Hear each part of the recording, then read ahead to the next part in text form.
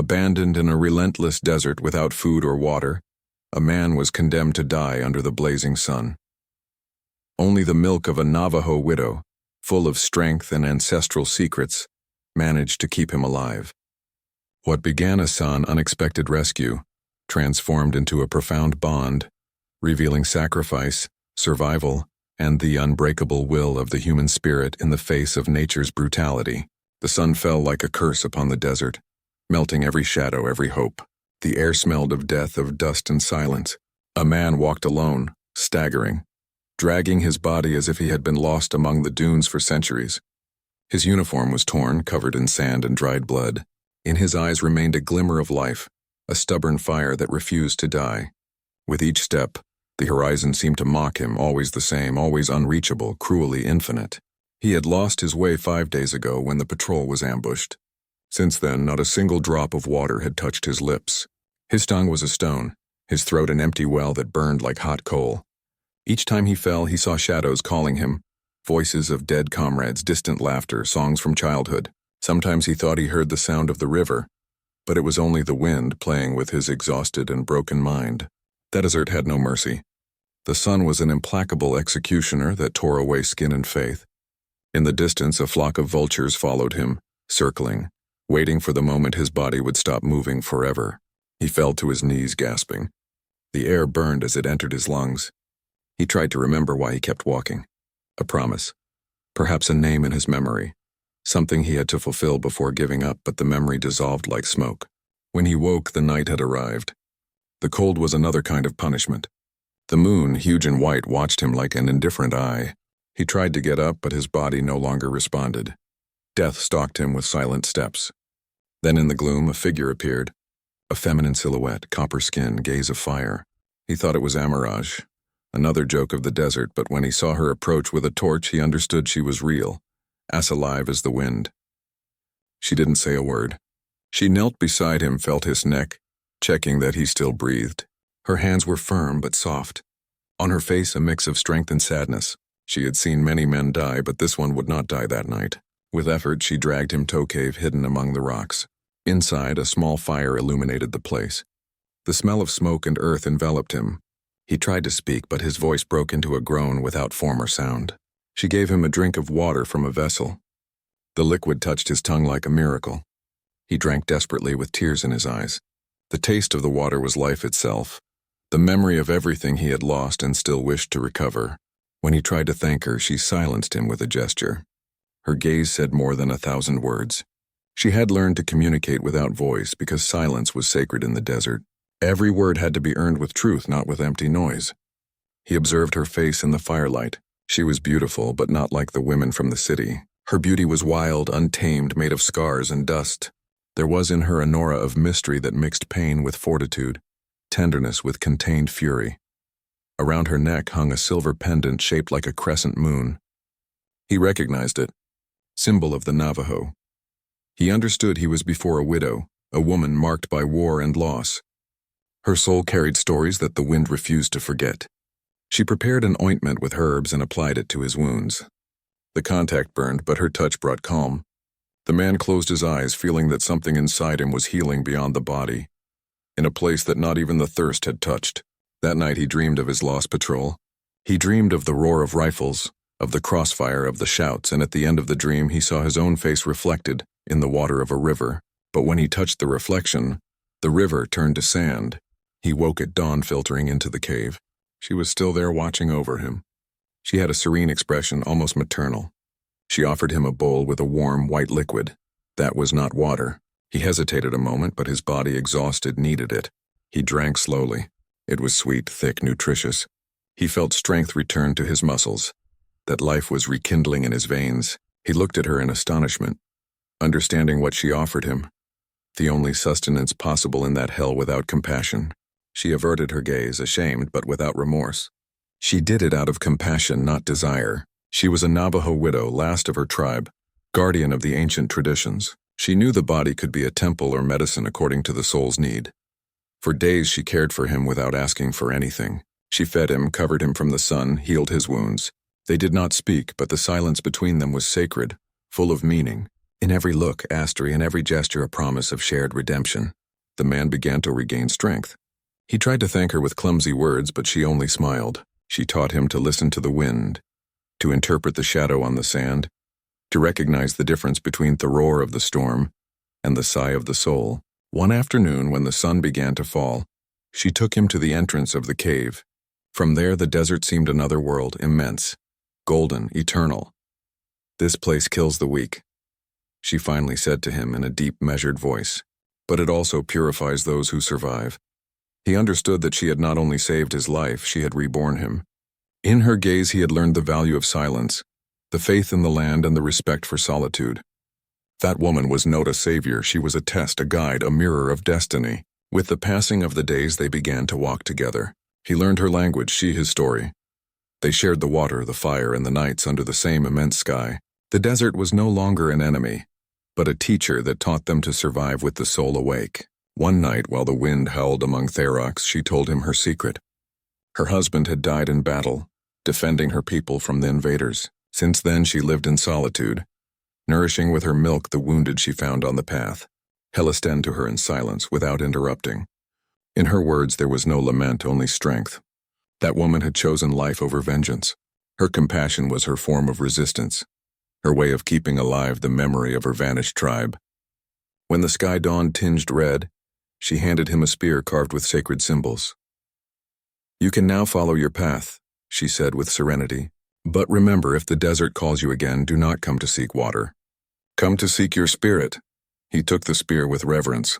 He knew that those words were a farewell and a blessing. He wanted to say something more, but human language was not enough. He bowed before her, and in that gesture the soldier and the widow understood each other without the need for words. As he walked away, he turned one last time. She remained at the entrance of the cave like a living statue, guarding the threshold between the world of men and that of the spirits. The wind blew lifting sand, erasing his footprints from the desert floor. The horizon received him with the same harshness as before, but his soul no longer feared. He had known the power of compassion, the purity of survival, and the silent strength of a Navajo woman. In the heart of the desert he had been reborn between life and death. The soldier advanced towards the dawn, carrying the sacred spear as if he carried a promise. Behind him, the echo of the desert murmured memories. In every grain of sand he seemed to hear the voice of the woman who had saved him. For hours he walked without a fixed route, but he no longer felt fear. Hunger and thirst were still present, but something had changed inside him. Despair had transformed into calm, as if each step brought him closer to his destiny. He found the charred remains of his old camp. The bodies of his companions were still there, covered in dust and oblivion. He knelt before them, closed his eyes, and murmured a silent prayer. The wind seemed to answer him with a respectful sigh. Among the remains he found his oxidized military insignia. He held it for a moment before letting it fall. That insignia no longer represented anything. In the desert, titles were worthless. Only the will to keep breathing marked the difference between a man and a ghost. He continued walking until the sun again dominated the sky. The heat was unbearable, but his mind was firm. He remembered the words of the widow, "The desert does not kill those who respect it." And with that faith he went forward step after step. That night he camped beside some rocks, lit a small fire, and observed the stars. The silence was so profound he could hear his own heart. He wondered if he would see her again. If the Navajo widow still thought of him under the same moon. The fire projected shadows that danced on the sand, figures that seemed to come to life. Among them he thought he saw her face, serene, firm, full of strength. It was not a memory, it was a presence. He felt her accompanying him, guiding him even from the distance. At dawn, he spotted a column of smoke on the horizon. He decided to follow it. He walked for hours until arriving at a half-destroyed village. The huts were empty, the doors open, the wells dry. Something terrible had occurred there, but every human trace had disappeared. While exploring, he heard a weak moan. He followed the sound until finding an injured old man under the rubble. His eyes were covered in dust, but still shone with dignity. The soldier helped him sit up and offered him the little water he had left. The old man spoke in Navajo. The soldier understood some words. Attack white soldiers, fire. The village had been razed by a patrol seeking vengeance. The man squeezed the soldier's hand before dying. On his lips remained a word, widow. The soldier's heart shuddered. He understood immediately what that meant. He ran without rest towards the north, guided by intuition and fear. Each step was a plea. The wind rose, lifting whirlwinds of sand as if trying to stop him. As evening fell, the landscape seemed familiar. He recognized the mountains, the shape of the rocks, the valley where she had saved him. But something was wrong. The air smelled of smoke and the earth was marked by recent tracks of horses and fire. He reached the cave, or what remained of it. The roof had collapsed, the fire extinguished, the remains scattered. The clay vessel was broken into 1,000 pieces. Among the ashes he found the silver crescent moon pendant, blackened by the flames. He held it between his trembling fingers. Despair pierced him like a knife. He screamed her name to the wind, but only got the echo of silence. The desert enveloped him with its indifference, as if erasing every trace of the woman who had given him life. That night he did not sleep. He remained seated in front of the ruins with the pendant in his hand. In his mind he relived every look, every gesture of hers. He remembered her voice, her compassion, her strength. He swore to find those responsible and return balance to the desert. At dawn he followed the tracks of the horses. They went towards the east. He walked without rest, without stopping to eat or drink. Rage and sadness kept him on his feet. He was no longer a lost soldier. He was a spirit in search of justice. In the distance he spotted a group of riders resting beside a stream. They were men with stained uniforms, faces hardened by war. He recognized the insignias, his own squad, those who should have protected the village, not destroyed it. The soldier approached stealthily, hidden among the brush. He heard their laughter, their empty conversations, the taunts about the Indian woman from the valley. His blood boiled. He clenched his fists. Every word that came from their mouths was an offense to her memory. He waited until nightfall. When the moon rose over the desert, he attacked silently, implacable. He moved like a shadow. One by one the men fell, not for vengeance, but for justice.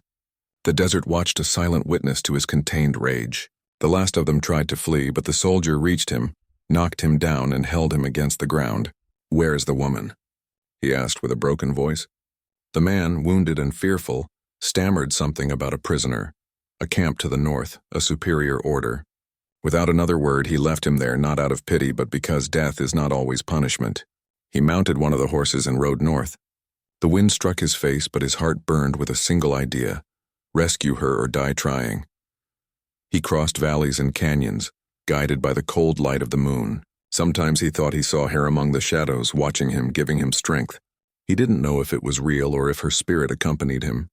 Either way, he no longer felt alone. 3 days later, he spotted a military camp. The fires illuminated the tents. The sentinels patrolled with rifles. In the center, a wooden cage. Inside, a chained figure covered with a dirty cloak. Despite the distance, he recognized her silhouette. His heart leaped. The widow was still alive, but her body was weak, her gaze lost. They kept her captive, a symbol of a senseless war. The soldier felt time stop. Everything he had lived led him. To that instant, he waited until midnight to move, dismounted and slipped between the shadows. Each step was calculated, each breath measured. The guards laughed around the fire, not suspecting that vengeance approached silently, wrapped in the dark cloak of the desert. Upon reaching the cage, their gazes crossed.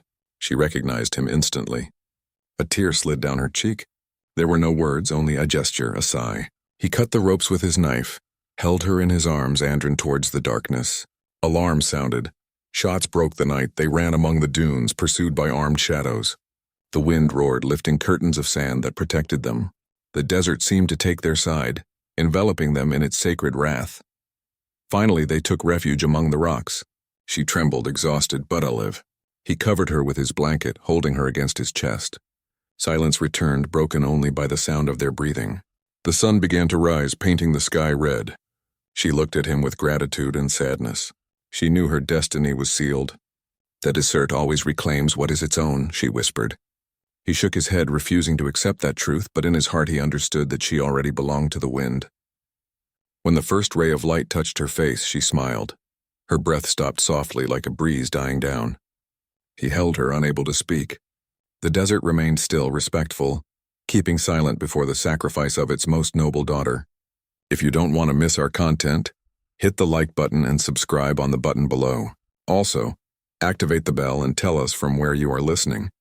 We appreciate your support. The soldier remained holding her body for hours, immobile. The sun ascended slowly. illuminating the serene face of the woman who had returned life to him.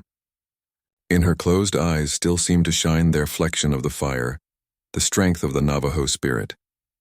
With trembling hands he dug a grave among the rocks. There were no flowers, only sand. He placed upon it the crescent moon pendant, symbol of purity and resistance. Then he inclined his head in silence, as if offering his soul to the wind. The desert watched him calmly. The hot air brought echoes of ancient chants, as if the voices of the ancestors accompanied that farewell. There was no sadness, only a profound respect. He knew her body rested, but her spirit remained free. When Thisun reached its highest point, the soldier stood up. He cleaned his face covered in dust and dried blood. He looked at the horizon with determination. The death of the widow would not be in vain. The world had to know her story. He began to walk again without a fixed route, guided only by the memory of her. Each step took him away from the pain, but also brought him closer to a deeper truth. The desert, once an enemy, had become his sanctuary and his test. For days he wandered without destination. He hunted snakes, drank water from cacti, slept under the infinite sky. His body weakened, but his mind strengthened. The silence of the desert had become his companion, his judge, and his silent teacher. One night, while observing the stars, he heard a chant. It was a soft melody in the Navajo language. It came from the mountains. He rose, following the hypnotic sound without thinking. Each note reminded him of her voice. Each echo seemed to pronounce her name. The path was difficult. He climbed up steep trails among sharp stones and deep crevices. The air was colder, the sky clearer. When he reached the summit, he saw a small fire lit. Around it, a circle of figures wrapped in dark cloaks. They were Navajo elders. They looked at him in insolence without surprise. One of them stepped forward and spoke with a grave voice. "She chose you," he said. "She gave you her life because she saw in you something the desert did not destroy, the true heart." The soldier knelt, showing respect. He told them everything. The ambush, the cave Therskew, her death. The elders listened without interrupting him. When he finished, they kept a long silence. Then the oldest of them placed a hand on his shoulder. "Her spirit lives in you," he murmured. "And as long as you remember her name, her people will not die." They handed him a small clay vessel covered with sacred symbols. "This contains her blessing. Do not use it for vengeance, but for balance." That night they shared the fire. The elders taught him ancient words, prayers for the soul. They told him that the widow had been the last guardian of the Valley of Silence, a land where the spirit spoke and the wind obeyed purity. When dawn broke, the elders had disappeared. Only the vessel remained beside the extinguished fire. The soldier understood that perhaps they were never there physically, but as manifestations of the Navajo spirit, sent to guide him towards a greater destiny. He descended from the mountains with a firm step. The vessel in his hands seemed to radiate heat. Inside something moved, a living energy, as if the soul of the woman still breathed, waiting for the moment to be reborn in the sacred land. Days later he arrived at a small oasis hidden among dunes. It was an unknown place, covered by palm trees and flowers. The water shone like a silver mirror. He understood he had found the Valley of Silence, the spiritual refuge of the Navajo widow. He knelt beside the pond and opened the vessel. A white smoke emerged. Ascending slowly towards the sky, the air filled with a sweet perfume like wildflowers after the rain. The surface of the water vibrated, reflecting a luminous silhouette. It was her serene face, her eyes full of calm. She smiled without speaking. He extended a hand, but her figure vanished like the breeze. At the bottom of the pond, a new flower began to open, white and perfect, symbol of eternal rebirth. The soldier understood he had fulfilled his promise. He had returned the spirit to its home. Now he had to return to the world of men, carrying with him the teaching of the desert. Life only flourishes when given without fear or selfishness. He returned to the northern lands. The towns were in ruins, the men tired of senseless wars. No one spoke any more of the Navajo tribe or the widow of the valley. Her history had been buried by the dust of time, but he remembered. Each night he told his story to the travelers, to the children, to the elders. He spoke to them of the power of forgiveness, of the value of silence, of the spirit that nourished his body when all seemed lost. And the legend began to grow. Years passed. His hair turned gray, his hands trembled. Sometimes, upon closing his eyes, he still felt the heat of the desert, the scent of the earth, the voice of the woman calling him from eternity, like an echo among the dunes. One afternoon, as the sun fell, he took the pendant he had kept all that time, placed it upon a stone, and whispered a prayer. "Your fire remains alive," he said, "because as long as one man remembers, the Navajo spirit will never die." That night the wind blew with a strange sweetness. The desert, though distant, seemed to answer him. In the stars he thought he saw the shape of a silver crescent moon, identical to the amulet that shone over the grave of the woman who had saved him. He closed his eyes and smiled. He no longer felt pain or loneliness. He had fulfilled his destiny. He had honored the promise. The silence enveloped him once more, the same sacred silence that he had learned to love in that lost valley of memory. When his heart stopped, the wind rose softly, carrying his last breath towards the south. Some say that night two figures walked together upon the dunes, a man and a woman, united by eternity, merged into the sand of destiny. Since then, travelers who cross the desert tell that on moonless nights they can hear a distant chant. It is the voice of the Navajo widow guiding the lost, remembering that even in the cruelest void life can sprout. And when the storm subsides, some swear to see footprints that appear and disappear with the wind, two parallel paths always together. They do not belong to the world of the living nor that of the dead, but to the eternal spirit of the desert and of love. The valley where it all happened remains hidden. No map shows it, but who listens with the heart can feel it in every breath of sand, in every profound silence, in every tear that the desert turns into a seed of infinite hope. Because the desert does not forget. Every story remains engraved in its sand. Every sacrifice transforms into wind. And in some corner, under the moon, the white flower of the valley continues to bloom, nourished by the memory of a woman who gave everything for love. Under the scorching midday sun, the desert seemed an endless furnace. The air vibrated with heat, and thessalence was so profound that every breath of the wanderer sounded like a roar against the endless sand. Theman advanced, staggering, with cracked lips and sunken eyes. He had left behind the last shadow hours ago, and now the desert enveloped him like a silent beast, waiting for the exact moment to devour him. Each step was a challenge against death. His boots, covered in dust and blood, barely supported his weight, but in his mind the image of the Navajo widow kept him alive like an echo of hope. He remembered her soft and firm voice speaking to him about the spirits of the desert, about how the wind could guide those who knew how to listen. Now that same wind seemed to mock him, whispering forgotten names. He fell to his knees. The hot sand burned his skin, but he no longer felt pain. He closed his eyes and for an instant thought he saw her face among the dunes, looking at him with tenderness and reproach at the same time. "Get up," he heard said in his mind. "The desert does not forgive the weak." The voice was hers, the widow's. And with that invisible strength, Theman placed his hands and tried to stand once more. The horizon trembled. In the distance he thought he distinguished smoke or perhaps an illusion, but his instinct told him he had to follow. If he died, he would do so walking, not on his knees before the sand. The sun descended slowly, staining the sky a burning red. In the last glow, a shadow moved. It was a feminine figure silhouetted against the light with her hair whipped by the wind. He thought he was dreaming. He took a step towards her, then another. The figure did not vanish, on the contrary. It advanced towards him. A real voice this time enveloped him like a balm. "I thought you wouldn't come, wanderer." Washer, the Navajo widow, dressed in dark with a cloak that barely protected her from the dust. Her eyes, as deep as the desert, reflected something more than surprise. It was respect, a mix of admiration and destiny.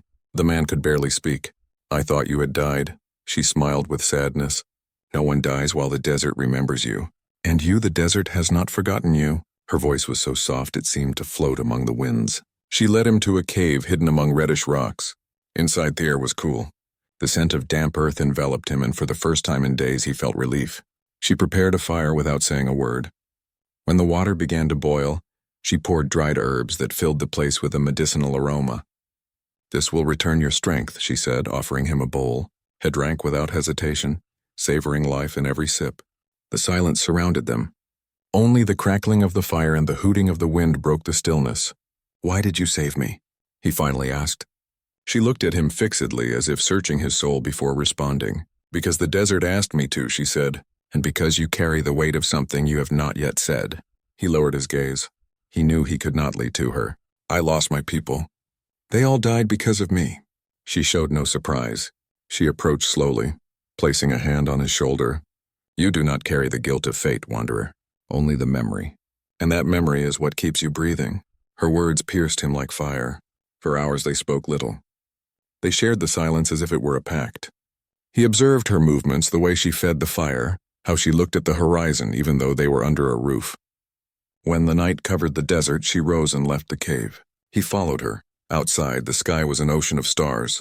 She raised a hand pointing to a constellation. The Insters call it the warrior's path.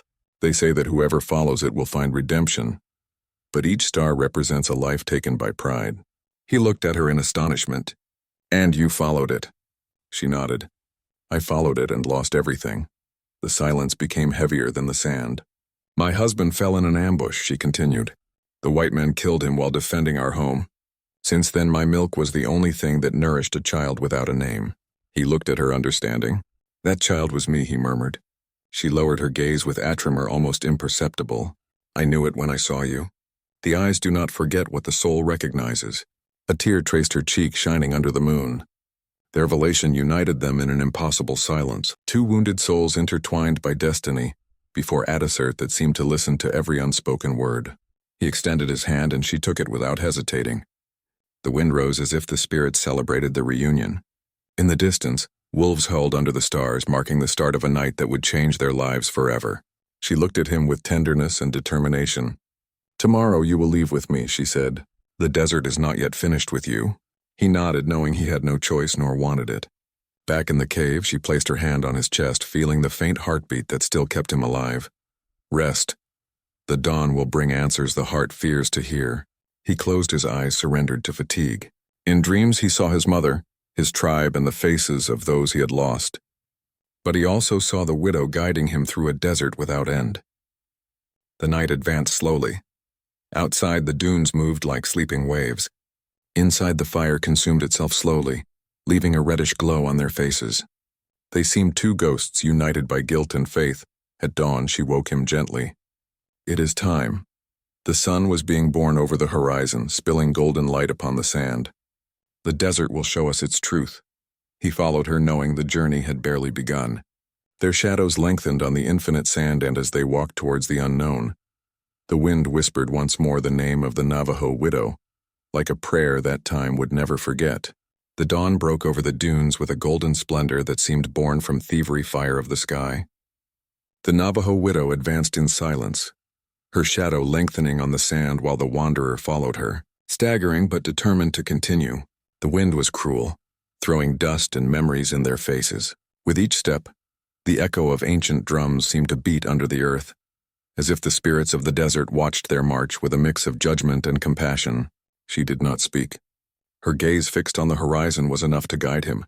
In her chest, a wild calm sustained her, that strength born of pain that turns women into guardians of destiny. He, exhausted but more alive than ever, felt that every breath brought him closer to something sacred. He had left behind despair, and now walked towards a truth he was just beginning to comprehend.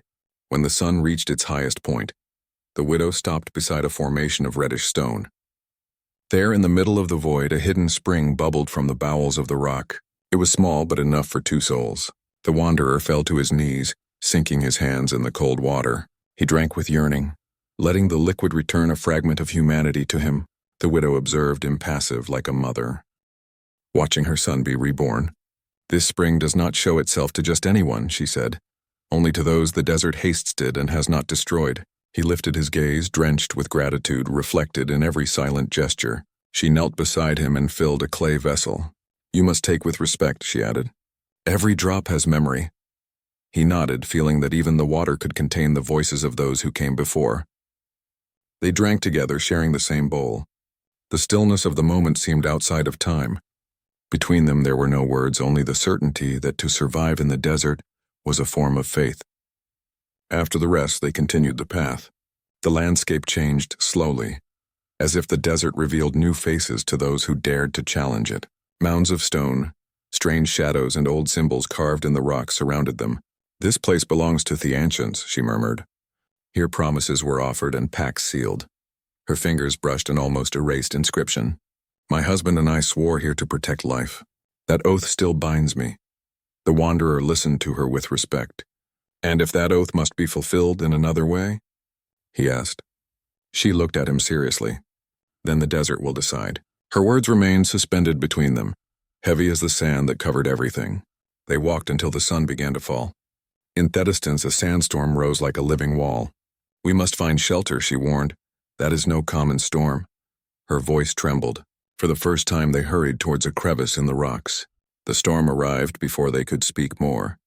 The wind roared with ancestral fury, tearing the ground from under their feet and filling the air with blinding dust. Inside the shelter they clung to each other while the earth trembled. "This is not just wind," he shouted. She nodded. "They are the spirits at war. The desert remembers our blood."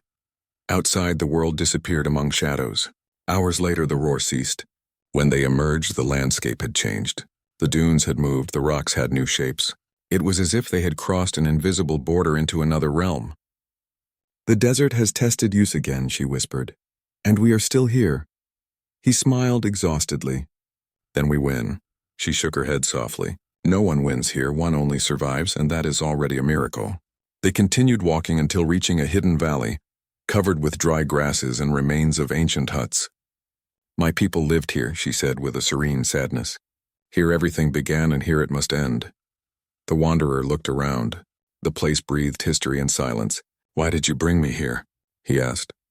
She responded without hesitation. "Because the desert told me your soul belongs to this soil." He did not fully understand, but something in his chest burned. "Do you mean I am part of your people?" She looked at him with sweetness. "You are what the wind brought back. That is enough." They lit a fire in the middle of the valley. The night fell deep and clear. The stars shone like 1,000 eyes watching them from above. She began to sing an ancient melody, low and vibrant like a prayer. He listened hypnotized. Each note seemed a bridge between worlds. "It is a chant for those who return," she explained, "for those who hooted but did not leave." Her eyes lit up with tears she did not wish to hide. The wanderer approached, placing his hand over hers. "Perhaps this journey was not a search for water, but for forgiveness." She nodded. "Forgiveness is the most difficult water to find." The fire crackled. Among the dancing shadows, the spirits seemed to move around them. Ancient, silent, wise. She closed her eyes and spoke in the Navajo language, offering words that the wind carried away. When she opened her eyes, she looked at him with tenderness. "Tomorrow you will do what I came to teach you." He frowned. "What thing?" She smiled with an enigmatic gleam. "How to return life to the land that once nourished you." The silence returned, but it was not empty. It was dense, full of omens. The fire went out slowly, leaving only the glow of the dawn filtering between the shadows of the valley. She lay back on the exhausted sand. "The path ends where it began," she murmured. He covered her with his cloak, understanding that the dawn would bring something more than light. And while the sun ascended over the valley, the two remained together, wrapped by the chant of the wind. The desert at last seemed to keep silence, as if accepting their shared destiny. The dawn arrived with a disquieting calm. The air smelled of old earth and destiny. The Navajo widow woke slowly, her eyes reflecting the same golden light that filtered between the dunes surrounding the sacred valley. The wanderer was already standing, observing the horizon with an uncertain expression. He felt something within him changing, as if an ancestral voice spoke from his blood, calling him towards a purpose he was just beginning to comprehend. She rose without uttering a word, walked towards the center of the valley and traced a circle with red dust. "Here," she said in a loud voice, "is where everything ends or begins according to what the spirit decides." The wind blew with force, lifting whirlwinds of sand that seemed like human figures dancing. "Listen," she ordered. The desert has a voice. "If you have truly been born of its will, you will know now." He closed his eyes, obeying. For an instant he only heard the silence, then a murmur, ancient voices, grave and soft, at once speaking in a language he did not know but that his soul understood. It was a deep and unsettling call. He opened his eyes. Before him, the shadows twisted, forming faces, figures, memories. The face of his mother, that off-fallen warrior's, that of the widow when she was still young and happy. Everything converged on a single point: forgiveness. She observed him with serenity. "Do not fear. The dead do not come to punish you, but to remind you who you are." He breathed deeply, letting the sand graze his face like a savage baptism. "I am a son of dust and milk," he said at last. "The desert killed me and returned me to life." She smiled.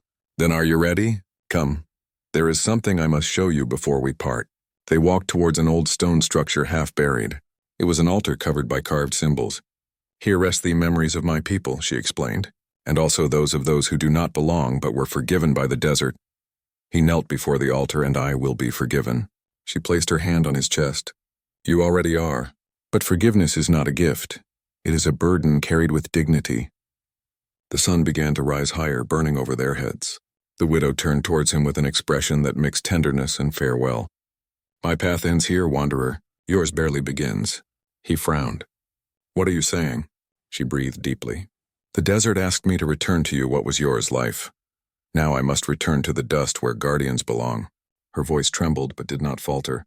The wind changed, bringing a distant murmur that sounded like drums. The sand began to move under their feet, spinning in spirals. He tried to reach her, but she raised a hand. Do not come closer, let me go. The light enveloped her little by little. Her body became transparent, her silhouette merging with the sand and the sun. Do not cry for me, she said, barely audible. I am the wind that will guide you. And she disappeared among the dunes. The silence that followed was absolute. Only the echo of her voice remained vibrating in his chest. He fell to his knees, looking at the place where she vanished, feeling the entire desert watched him. Silent tears traced his face. They were not of pain, but of gratitude. He inclined and touched the sand with respect, whispering a prayer without words, an oath to never forget what he had learned. The wind responded softly, enveloping him like an embrace. He lifted his gaze and saw something that was not there before, a clear path among the dunes illuminated by the rising sun. The path awaited him. He rose slowly, breathing the burning air. Each step he took seemed firmer, more conscious. He was no longer a fugitive nor a survivor. He was Ammon reborn by the will of the desert. As he walked, he heard a last voice in his mind. It was hers. When thirst returns, remember the water is in your faith, not in your fear. He smiled, letting those words accompany him like a talisman. The horizon burned with a golden glow. Behind him, the valley disappeared little by little under the light, as if it had never existed. But in his heart, everything remained alive, engraved like a sacred story.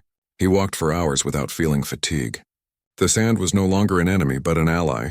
The wind blew behind him, pushing him towards the promise of a new dawn. In the distance, he spotted smoke. A small village appeared among mirages. He smiled, understanding that his journey had brought him back to men, but not as one of them, but as their guide. Upon arriving, the villagers looked at him with caution. His face burned by the sun, and his firm eyes commanded respect. I come from the desert, he said. I bring its word. No one spoke, but everyone felt something sacred touch them. He approached a child crying from thirst. He took his empty vessel, and upon tilting it, the water miraculously sprang forth, clear as crystal. Those present stepped back, marveled. The desert returns what one gives, he murmured.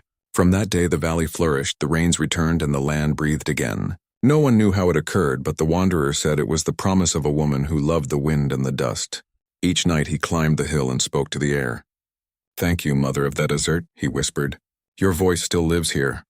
And in every gust he swore to hear her.